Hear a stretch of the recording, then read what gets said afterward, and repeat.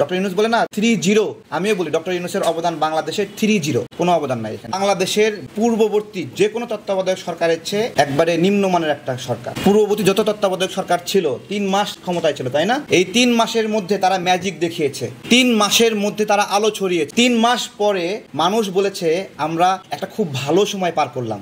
তার তুলনায় 9 মাস সময় পেয়ে ডক্টর ইউনূস সেই তুলনায় কিছুই দেখাতে পারেন নাই। কিছু না মানে কিছু না। বিগত যে কোনো তত্ত্বাবধায়ক সরকারের চেয়ে বর্তমান সরকার একটা বাজে সরকার হিসেবে প্রমাণিত হয়েছে। শোনেন, বিখ্যাত হওয়া আর বিশ্বস্ত হওয়া এক জিনিস না। ডক্টর ইউনূস বিখ্যাত হতে পারেন, উনি বিশ্বস্ত না, উনি বিশ্বাস ভঙ্গ করেছেন। খুব সরল মনে রাজনৈতিক দলগুলো লোভ করে নাই গণ অভ্যুত্থানের পরে, এবং লোভ না করে তারা এই সরকারের অংশ হয় নাই। তারা বলে নাই আমার 10 জন লোক নিতেই হবে এখানে, বলে নাই, তারা লোভ করে নাই। তারা এত কষ্ট করেছে, জেল জুলুম খেটেছে, অপেক্ষা করেছে একটা নির্বাচনের জন্য। একটা নির্বাচন একটা রাজনৈতিক দলের জন্য উপহার। সে অনেক কষ্ট করার পর একটা নির্বাচন পায়, সেই নির্বাচনে সে ভালো অথবা খারাপ করলে জনগণ ম্যান্ডেট দেয় অথবা দেয় না, এইটাই তার জন্য একটা আশীর্বাদ। সেই আশীর্বাদের জন্য অপেক্ষা করেছে। তারা লোভ করেনি, লোভ করে বলেনি এই সরকারের 50% আমার হইতে হবে। সুতরাং এই রাজনৈতিক দলগুলোকে লোভী বলার সুযোগ নাই, বরঞ্চ যারা এখানে ঢুকেছে বিভিন্ন লবিং করে সিস্টেম করে তাদেরই লোভ প্রকাশ পেয়েছে। আমরা লোভ করিনি এখনো। আমরা কি চাই? আমরা চাই জনগণের কাছে যেতে, গিয়ে বলতে চাই আমি এটা করতে চাই, এই প্রতিশ্রুতি, আমাকে